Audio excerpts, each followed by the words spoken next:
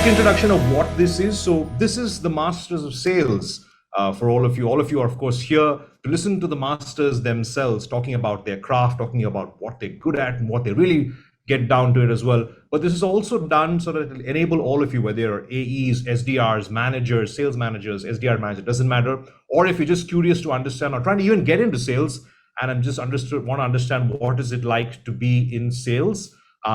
So this is the second session of the larger Masters of Sales series. We had one last week with Samantha McKenna of Sam Sales. She did a brilliant session of Show Me You Know Me, their trademark campaign of personalization. But today we've got the really, really big one. This one is something that I personally am obsessed about, whether I've been, when I was in sales, now I'm in marketing. This is a term that I can never forget. It's something that I get up in the morning and check, hey, what is my pipeline like? Today, we're going to talk about pipeline is everything. And for you, we got probably the best person to talk about this. All of you, somebody who actually doesn't need an introduction, because I'm sure almost all of you joining here are joining in this for KD, Kevin Dorsey himself. Hey, Kevin, welcome to Masters of Sales.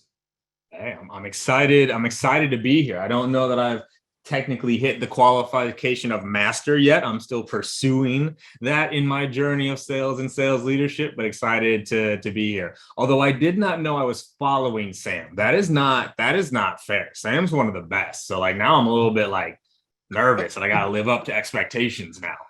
Awesome. And I'm sure several people who've joined Sam's session as well have joined, and we'll hear from a bunch of the folks as well. But just for quick round of introduction as well, in terms of, for those who, I'm sure all of you know who KD is, but just quick round. He's currently the SVP of Sales and Partnerships at Bench Accounting. He is or was the LinkedIn Top Sales Voice 2020-22. I mean, I don't think that means there's a big thing, but I feel like for every content that KD produces out there are so many of you who follow him, who like his work that he does. He's also the host of the podcast Live Better and Sell Better. So you haven't checked that out, that is something should be on your podcast list for your morning walk and whatnot. He's advisor to a multiple set of companies, but I love the one particular ethos of his, which is all about believing in focusing on the person in salesperson.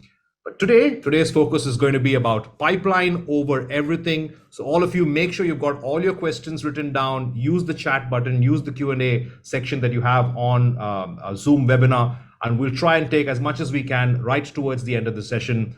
Over to you, KD. It's all yours. I appreciate y'all having me. Appreciate y'all being here, taking some time out on a Tuesday or whatever day it is. I don't even know what day it is anymore. So excited to dive in here. Now, I'm going to make myself small so we can do this. I'm trying to make myself float there. It looks like we're in a good spot here. So, all right, y'all. So what we're diving into today is this idea of POE, pipeline over everything. This was a mantra on my teams. This was literally on our sales hoodies. We put this on our new hire t-shirts, POE. We talked about this every single day because companies don't die because they drown in pipeline. They die because they starve. There isn't enough of it. Yet we don't tend to operate from this mindset as often as we should. So we are going to be going deep. This is not going to be theory. This is going to be very tactical on the things that we need to do as sellers and as leaders to generate the most amount of pipeline possible. All right. So now if y'all have never seen me present before, I'm going to lay down kind of the expectations here, right? My first ask in these sessions, to the best of your ability, be here with me. I know I can't see you. Normally, I would love to be able to see your faces. I can't see you, but my ask is be here with me for this hour, right? We're in here. I'm here for you. I'm going to be present. So that's my first ask. My second is engagement. Y'all know me. I'm going to ask y'all a lot of questions during this session. What do you think I expect to see happening in the chat when I ask a question? And this is your first test, by the way. We'll see how well this squad does. What do you think I expect in the chat when I ask a question? We'll see here. There we go. We're getting there. Now we're picking up. All right. Like this is the only reason why to be here live. Otherwise, this could be a recording. We're here live so we can engage. We're here live so we can do these things. So I hope you are ready to buckle in. We're going to talk POE here, and let's go into it. The first point that I'm going to make is you need to know your numbers. Okay. And by the way, can y'all read this okay? Like, is it not being blocked by anything? Y'all can read this? Okay, cool. All right, don't mind the chicken scratch, just that you can see it. So the first area that I see a lot of companies and reps miss is they don't actually know the numbers behind pipeline, right? You can't just walk out and say, we need more pipeline. If we're that easy, I could lead everybody's sales team by myself. I just say, hey, y'all, more pipeline. One of the things that's very interesting about us as humans is we will do enough of something for it to suck, but not enough of it to work. I'm going to say that one more time. We will do enough of something to suck, but not enough of it to work. Quick show of hands. Who here has ever started a workout routine and then stopped because it got hard? Who here has ever started eating healthy and then stopped because it got hard? Who here has ever made 17 cold calls but didn't make the 60 cold calls they needed to because it got hard? Y'all picking up what I'm putting down right now. We'll do just enough of it for it to suck, but not enough of it to actually work. So you need to actually know your numbers when it comes to generating pipeline. So I'm going to give y'all a few key metrics here that I see people miss. First and foremost, do you know your call connect rate? Do you know your call connect rate? Meaning when you make 100 calls, how many people do you actually talk to? Do you know your call connect rate? Because if you don't know your call connect rate, you don't actually know how many calls you need to be making on a regular basis. So you need to know this number. The next one you need to know, do you know your conversation conversion rate? Meaning when you talk to 10 people, how many do you get to agree to a meeting? Okay. This is foundational. So often when I speak to orgs, they have these made up call expectations, right? Real quick, for any of my SDRs or AEs in here, what's your daily call number? What's the daily call number you're expected to hit? I'm just curious. We got 60, 40, 50 to 70, 30, 40, right? SDR, we got 60, 35, 255. Kyle in the house. Let's go. Okay. 70, right? You see all these ranges. Now, here's what's interesting. If it's not based off math, you may not actually be doing enough. Now, here's what I mean. I know y'all didn't sign up for math today, but we're going to do it. Okay. If your goal is 10 meetings, if your goal is 10 meetings and you have a conversation conversion rate of 20%, how many people do you need to talk to get your 10? Y'all didn't know you're going to do math today. If you have a conversation conversion rate of 20 and you need 10 meetings, how many people do you need to talk to in order to hit your number? All right, we're going to take 10, we're going to divide that by 20%. We need to talk to 50. Well, if your connect rate is 5%, how many dials do you need to make in order to get there?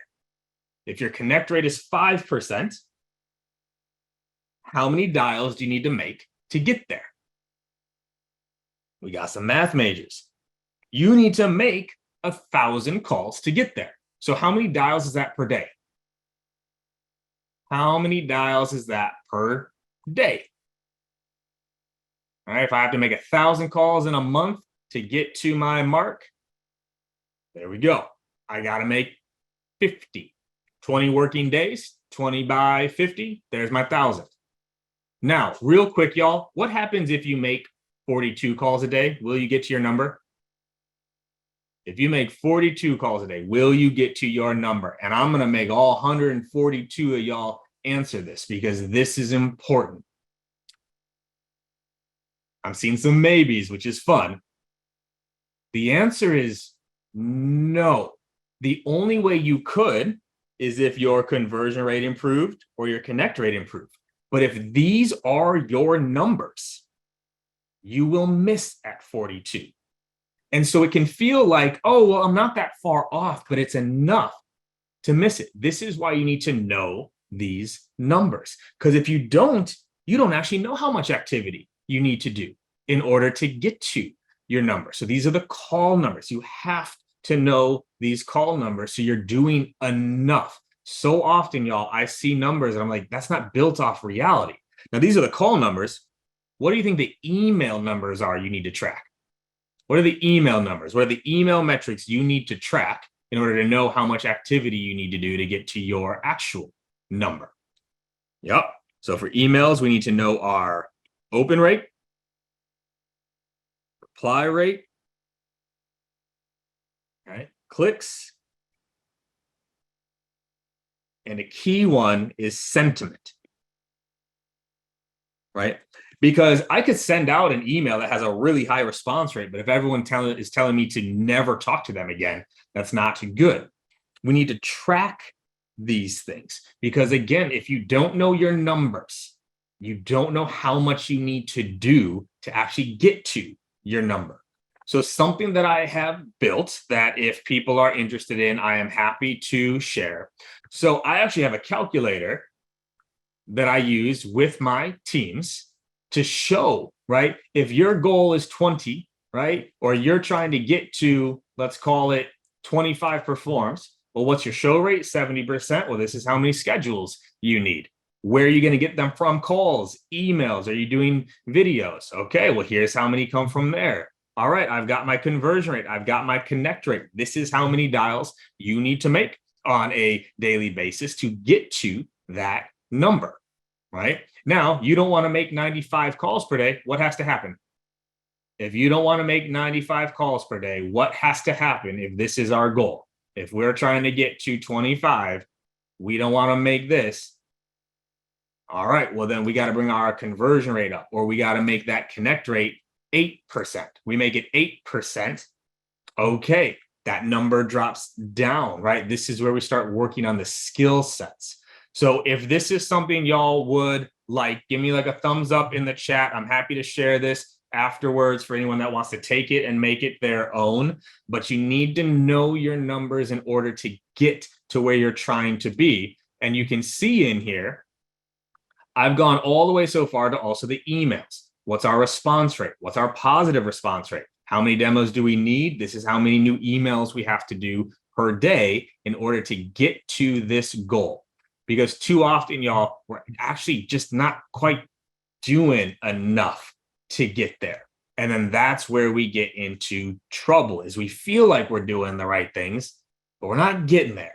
So I'm seeing a decent amount of thumbs up. I will drop this for y'all in the chat afterwards. You can take it, make a copy of it, play around with it, change the formulas, but that is there for you so you know what to do to get to your number. So it starts with the number, knowing your metrics, knowing your skill metrics, and doing it on a regular basis. So that's step one to POE. Too often, we don't even know what we have to do to get there. Step two to POE. You need to know your personas. Okay. Now, this is very, very important. And this isn't to knock marketing, but I don't just mean those standard like marketing personas that get made, where it's like enterprise Eddie and mid-market Mary. You need to know the difference between users, buyers, and benefiters. Right? Because oftentimes, for many of y'all, the people that buy your product, are they the ones that actually use it? Are they the ones that actually use the product? Like, I'm an SVP of sales and of revenue. I would be the buyer for Outplay. Am I actually using Outplay every single day? I'm not, right? And so what happens is a lot of times in pipeline generation, people will use user language to the buyer. Personalize at scale. I don't use that tool. So that's not going to connect with me. But what Brittany nailed here in the chat is these different personas have different pain points. They have different day-to-days. They have different things that they care about. And what I see happen is people put the personas into titles versus buckets, right? It'd be like, oh, a director is a persona, a VP is a persona. What you really need to know, is this a user, meaning they use the product? Is this the buyer, they would approve the product? Or is this a benefiter? So if we talk about Outplay, although I don't personally use Outplay that much as an SVP, how do I benefit from Outplay? Like, how do I benefit? So I'm not necessarily using it every single day, but how do I benefit from it as a tool, you think? See if people are still paying attention, if I lost everybody already. It happens. It's cool. All right. My team gets better.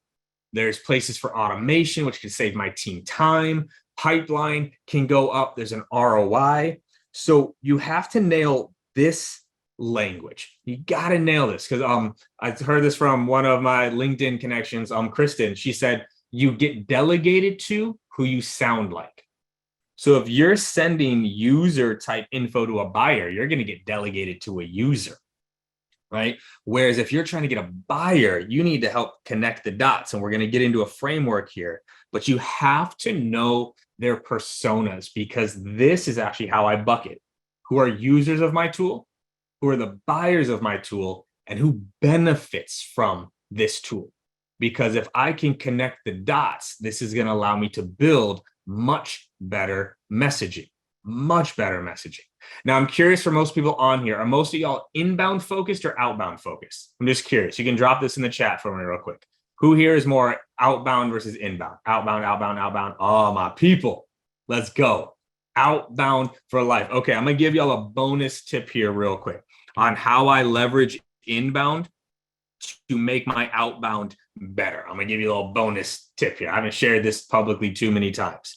So one of the first things that I do when I'm building my outbound function is I go to marketing and I ask marketing, what are our number one keywords?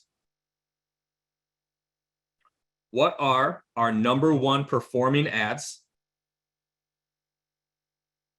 What are our number one traffic, I can't say the word, traffic website, like web page?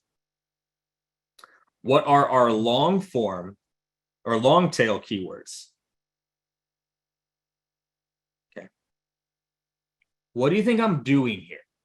If I know the top search for keywords, and I know our highest performing ads, and I know our number one trafficked pages, and I know the long tail keywords that people are searching for to find us, what can I do with this information? Okay. Where do you think I'm about to get my subject lines from? Well, I want to know the highest performing ad headlines. What are the things I'm going to talk about in my emails? The keywords that people are searching for. What can I do with this traffic, like these pages that people find valuable? I can send them to this. Y'all see what I'm doing here? I go to inbound to find out what people are doing without human interaction. And then this is how I build my outbound, because now I'm already using things that work. I'm just sending them out. Is this helpful for anybody in here? Is this helpful? Like, in terms of an idea, of a concept? This is actually where it starts. If you haven't done this, go do it, because this, oh, your pipeline's hiding here. It's hiding here, and we don't know it, right? Okay. So this is, oh, the top right, traffic, why the website pages that get the most traffic. I can't say the word. I'm so sorry. Okay. But what pages get the most traffic on your website? What blog pages? Where do people go? That's what I want to find out. And then to top it off, this is how I then also leverage CS. Right? This is how I leverage CS. When I join a new company, I'm going to go interview 50 customers.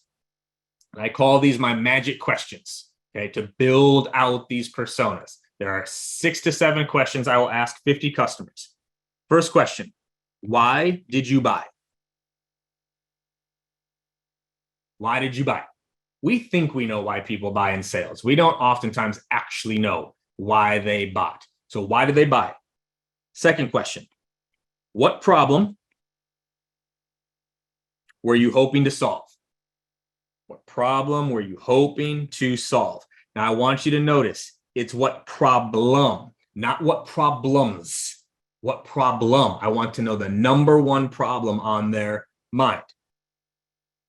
Next question. What were you afraid of before buying?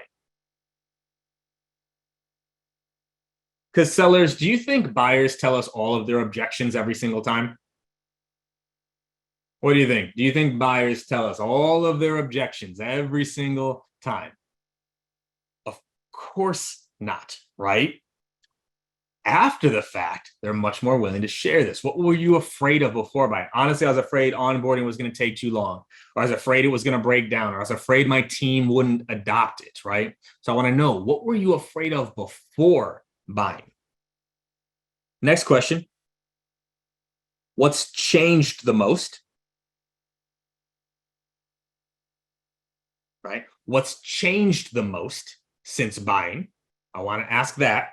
Shoot, the stuff's going to get cut off here. So far, why did you buy? What problem were you hoping to solve? What were you afraid of? What's changed the most? And then we wrap it up with, what's your favorite part of the product? And some of my favorites, how would you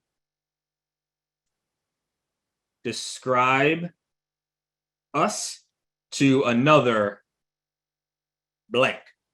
And that's where the persona goes. So the example I always love to give, when I joined Patient Pop, a lot of our outbound messaging sounded like this. We are an all-in-one practice growth platform.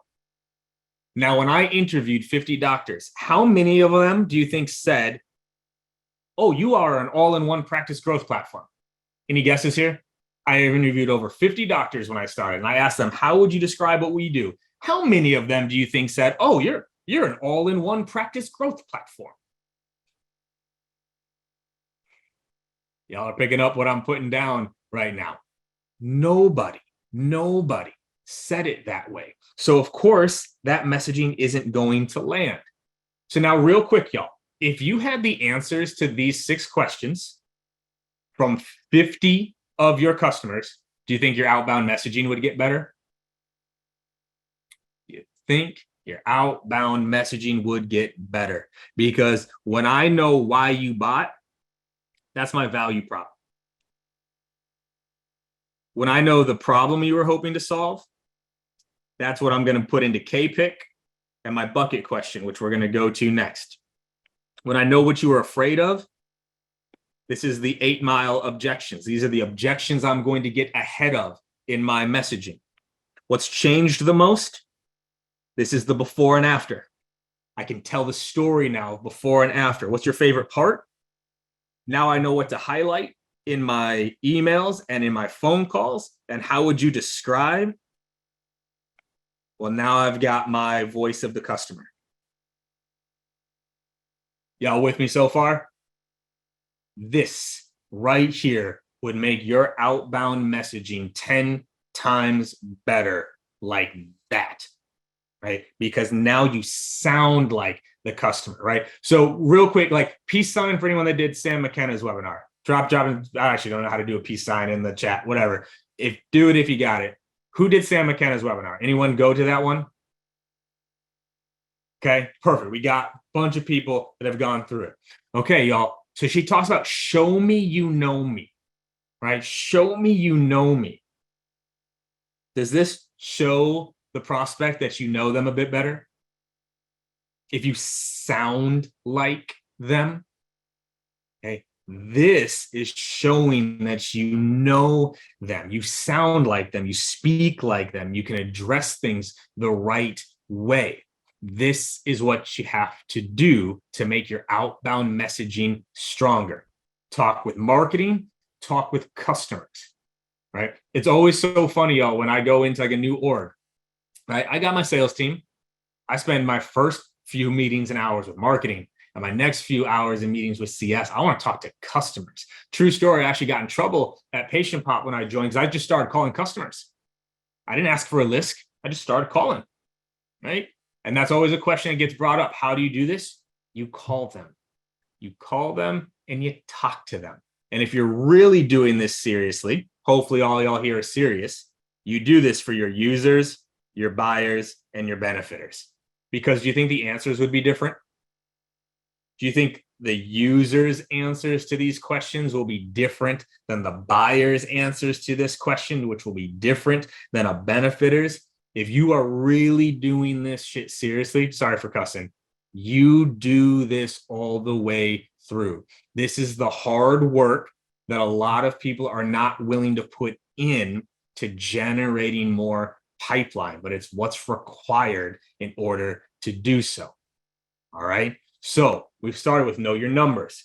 Now we've gotten into know your personas, which brings us to the next part is when you are doing outbound messaging, your messaging has to focus on the problem. It has to focus on the problems you solve, not the product. So real quick for you, those that are still with me here, you're still hanging with me, drop in the chat the top problems that your product solves. Drop in the chat. What are the top problems that your product solves? Throw those in the chat for me real quick, right? What are the top problems that your product solves? Productivity, pipeline growth, negative reviews, speed to market, content delivery, agent utilization, trust, comms, pipeline, speed to hire, reputation, make more money, improve performance, automate, better outcomes. Okay. So this is what tends to happen most of the time.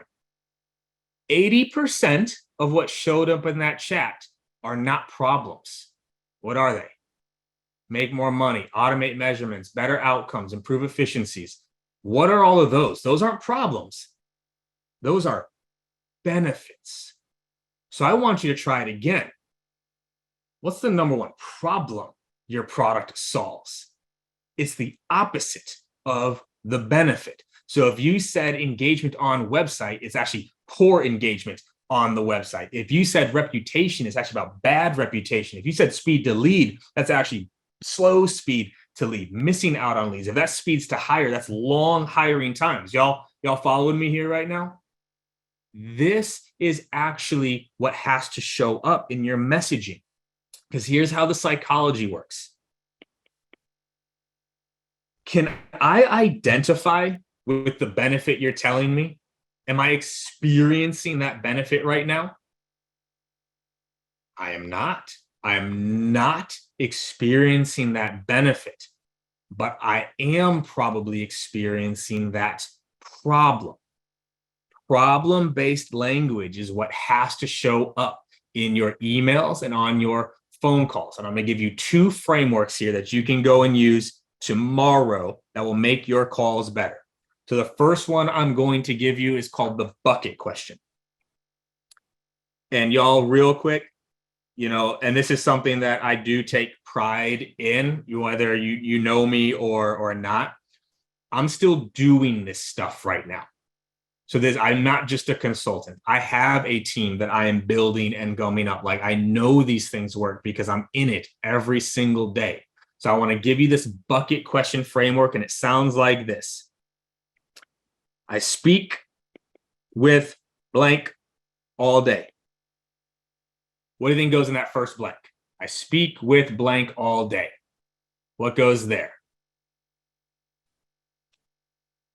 Exactly, that persona, right? That persona, that title, right? So I speak with VPs all day. I speak with directors of finance all day. Next line. They all seem to be struggling with what goes there. They all seem to be struggling with, here we go, P1, P2, P3. Right? They all seem to be struggling with X, Y, Z. Now, this is important. Why do we say this? They all seem to be struggling with. What is that doing? This is very, very important. What is that doing? They all seem to be.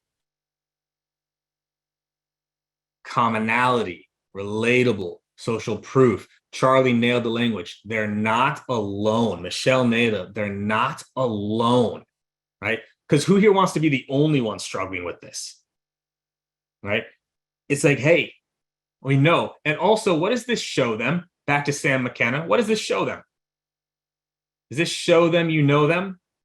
Where you're already like, yo, like, I know what's happening out there right now. Like, I know these things are real. I know these things are happening.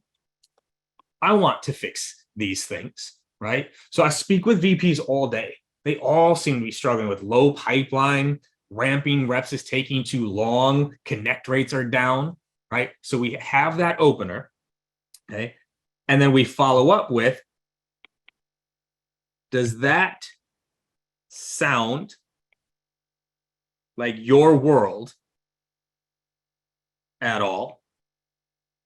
Or, and what goes here is what's called a blow up. So a blow up is like the what do you call it? The perfect alternative, right? Or are y'all just blowing out numbers right now and like have nothing to worry about? You give them like this perfect alternative, right? Of like, or y'all got that figured out already. Okay. This right here, right? This is like the second question we ask on a cold call. It's one of the first questions we ask in discovery, right? Because also, interestingly enough, by giving someone an out, it makes them actually more willing to comply, right? More willing to comply. Like, or did y'all figure it out already over there? Right? Now, we don't have time to go into it today, but are y'all picking up on my tone? What's my tone? So, hey, Keith, I talk with VPs all day and they are all struggling with X, Y, and Z. I mean, does that sound like your world over there at all? Or have you got that all figured out right now? What's my tone? What's my tone? Ooh, I love how Andrew, it's that informed curiosity. It's that curious but confident. It's like, hey, like I'm piecing it together right now. This bucket question is your go-to question on a cold call because what are we going to get agreement to very quickly? Say, does that sound like your world at all? Or you got that all figured out? And they say, well, yeah. What did they just agree to, y'all? What did they just agree to?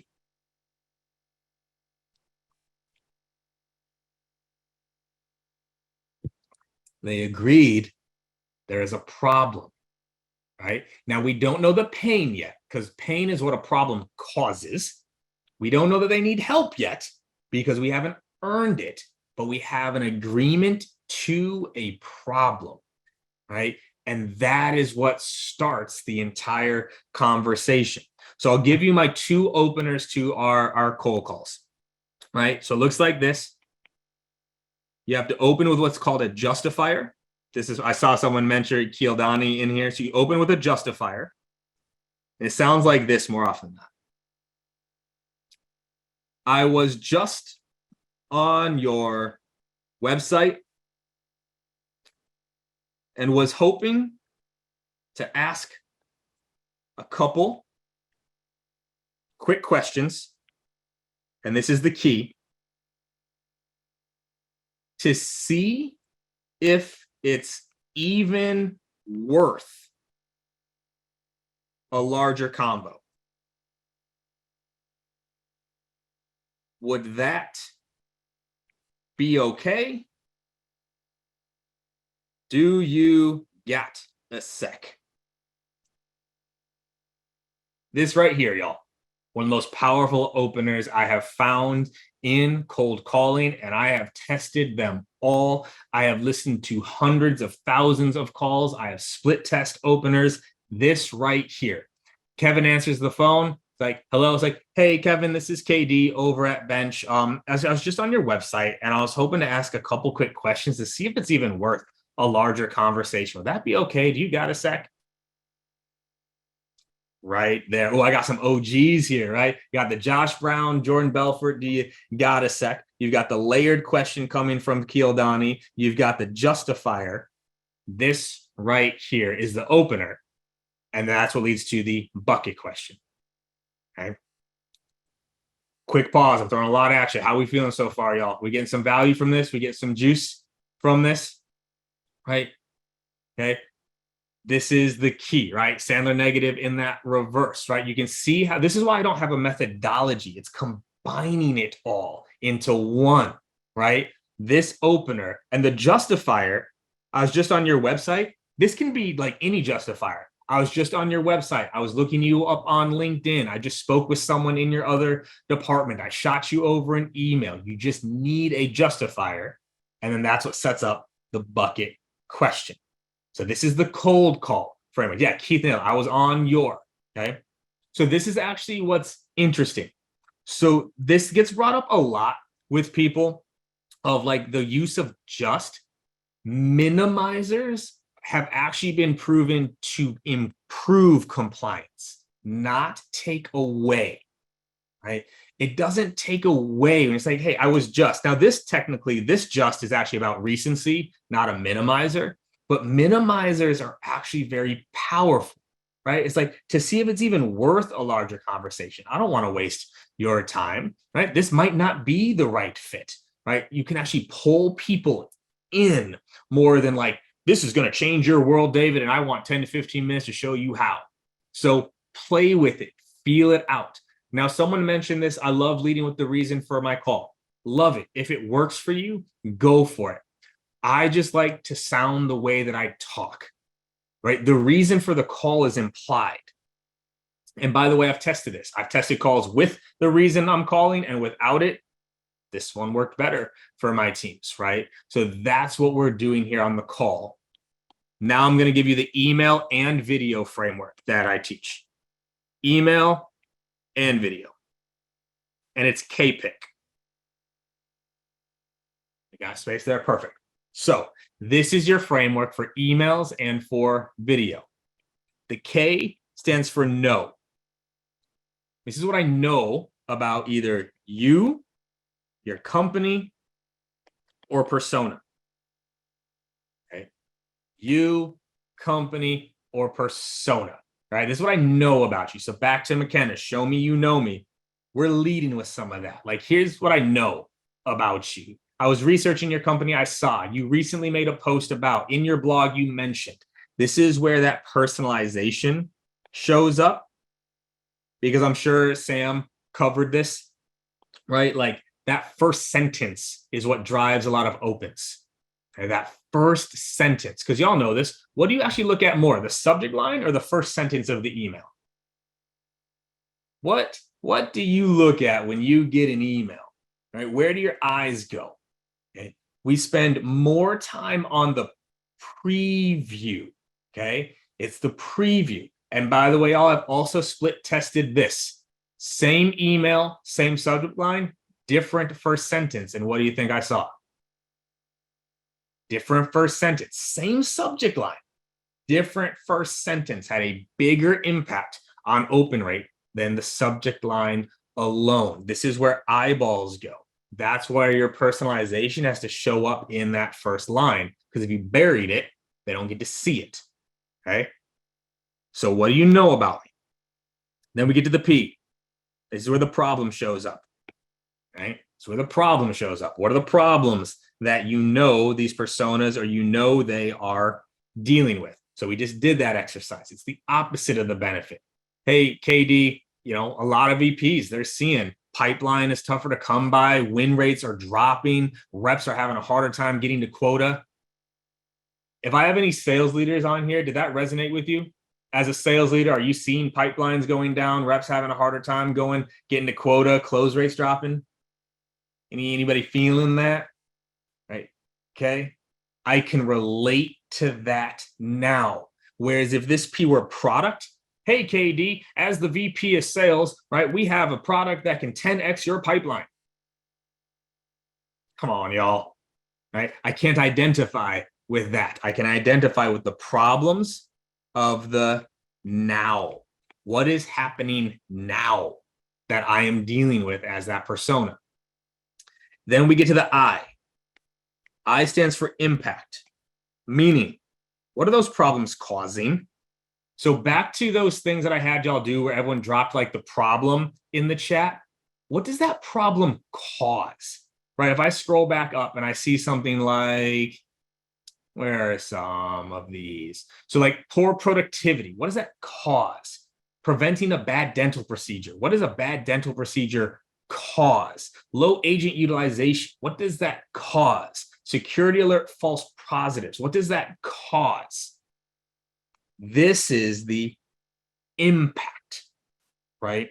We have to connect those things of here's the problems you're dealing with. Here's what those problems are causing. Here's what those problems are causing, right? And then we get to the C, and the C stands for two things: CTD, CTA.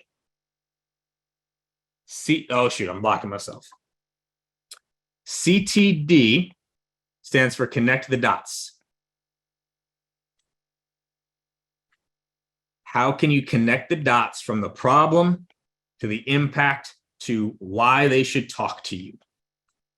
How can you connect the dots? You're dealing with these problems causing this impact. I was hoping to have a conversation, see if there's something we might be able to help here, right? Or we connect the dots back to why you reached out to them in the first place. You have to connect the dots. This is where I see a lot of people miss on personalization. If you reach out to me and you say, hey, KD, saw you went to the University of Wisconsin, go Badgers. Does that make me want to talk to you? Hey, KD, saw you went to the University of Wisconsin, go Badgers. Does that have anything to do with why you were reaching out to me?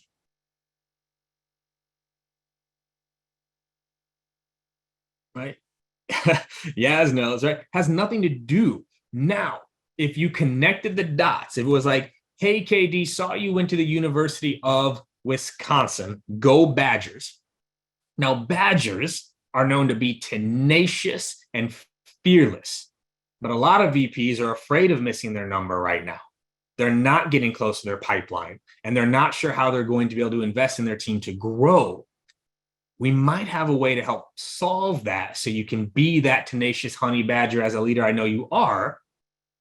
There we go. Ooh, Michelle. Someone, 57 points to Michelle. Are your numbers badgering you right now? Y'all see what she did there? That's connecting the dots, where you took the personalization and connected it to why you were reaching out. So I don't know if anyone here ever watched, like, whose line is it anyway, but it's like 700 points to Michelle, right? The points don't matter, but I'm giving them away because that's exactly what I'm talking about. You have to connect the dots to why you reached out. And then the CTA is call to action. This is a big one, y'all. Okay. One call to action. What do you want them to do in this email? Is that watch the video? Is that respond? When I am doing my cold messaging, like cold, the number one thing that I'm looking for is agreement. It's not even asking for the meeting. It's, Casey, are you seeing this too? Casey, are you seeing this too? Are you noticing the same things? Has this bubbled up in your world? Are you running into this also? I'm looking for agreement before I'm looking for a meeting or a call, because it's an easier ask. It's an easier ask. Now, I don't have the time to do it today, but like, go research some of the stuff that Lavender's putting out with some of these best practices. Reggie's putting out with these best practices. Like, go, like, the data's there, y'all. More than one call to action kills response rates. That's a problem, right? More than a certain amount of words kills it. That's a problem. But that call to action, right? So now we've got KPIC. No, problem, impact, CTD, CTA, right? This is what you want to look at. All of your emails, all of your videos. Are we doing this well? Because oftentimes there's nothing that we know about them. We're talking about the product, not the problem. There is no mention of impact, and we've got a very hard CTA. Can I get 30 minutes of your time? Does that work, y'all? Can I get 30 minutes of your time? stranger. You don't know me. I'm just emailing you. And now I'm asking for 30 minutes of your time. It doesn't work. We have to stop doing the things that don't work. We just have to, y'all. Okay. And then lastly, POE, I'm going to talk about our process. Okay. First and foremost, you have to be multi-channel. You have to be multi-channel. Call and email and video and social. You have to be multi-channel. You also have to be multi-step. And what I want to call out here actually is that personalization. More often than not, y'all, right? More often than not, how many of the emails are personalized in our sequences and cadences? More often than not, how many of the emails are personalized in our sequences and cadences? I might make all 141 of y'all answer this one because this one's kind of important, y'all. For most companies that I go into, most reps that I talk to, it's like none or that first one. Is that enough? Just personalize one email? Okay. This is where people miss. Y'all, reuse the personalization. Use it again. Build it into your systems and your processes so you can use it again. Because here's how it works, y'all. You spent time crafting that first personalized email. How many people are going to open that first personalized email? How many people are going to open that first personalized email, you think? 30-ish%. Okay. What's the next email they're going to get? Template. What's the next email they're going to get? Another template. So now the email I do open from you is a template. Delete. Right? So that's, you have to do multi-step and personalize it, right? Then you use it again. So I see this actually from Michelle, right? We forget what we personalized. Take your personalization, put it into your CRM so you can use it again the next time versus having to research it. Okay. Now, actually, this is a good one from Yaz. So she brought up this idea of, like that bump email, right? That bump email on thoughts. This is actually funny, y'all. This gets like a lot of hate on LinkedIn. It still works, but I need to give you a bonus tip here. When you're doing a bump email, you need to include the previous email in the email. And here's why. We have our subject line right here, and it's the RE, whatever it was. We'll just say Yaz for right now. And then it says thoughts on. Okay, thoughts on above, thoughts on below. The way Gmail and Outlook and the iPhone do this right now, where is the previous email?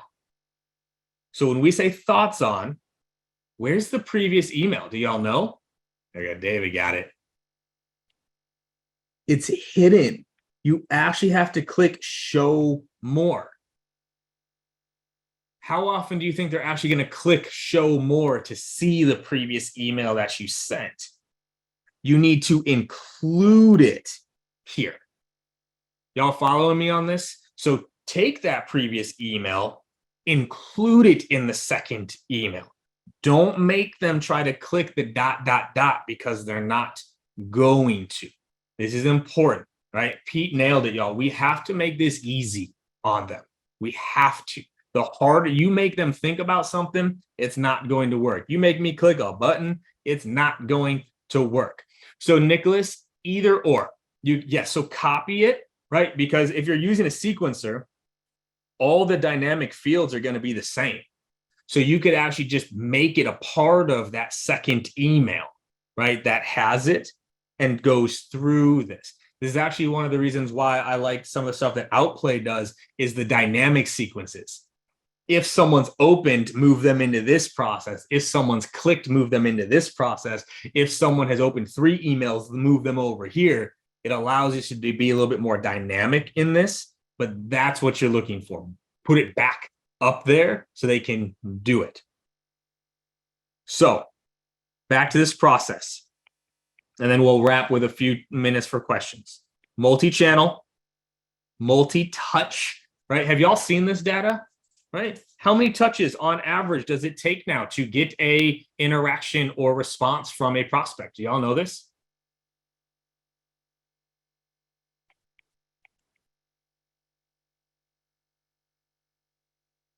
16 to 18 touches is what it is showing now. Funny enough, most reps don't put in these amount of touches, and they sure as hell don't put in this amount of good touches. Okay, good touches. Okay. Now this sounds like a lot, but when you break it down, 4 good calls, 4 good emails, 4 good social touches, 4 videos, there's your 16. There's your 16. Most people aren't doing this, right? And especially if there are 4 good calls, 4 good personalized emails, right? Like, this is what's required, y'all, to get there, okay? And the last P that I have to call out here, y'all, is this. Practice. Practice. I want you to write this down, and this can be maybe one of your number 1 takeaways from today. If you are not practicing with each other, or your manager or self, you are practicing on prospects. If you are not practicing with your manager, your peers, or yourself, you are practicing on prospects. And I can promise you, you are losing money because of it. Okay.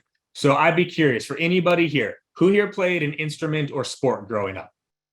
Who here played an instrument or sport growing up? And if you played a sport, drop it in. If you played an instrument, drop it in. What was it? What was your sport? What was your instrument growing up? So we got guitar, swimming, hoops, cheer, football. Like, look, okay, we got a lot. We got piano. All right, so I'm gonna use some examples here. How long would it take for me to get good at guitar if all I did was play shows?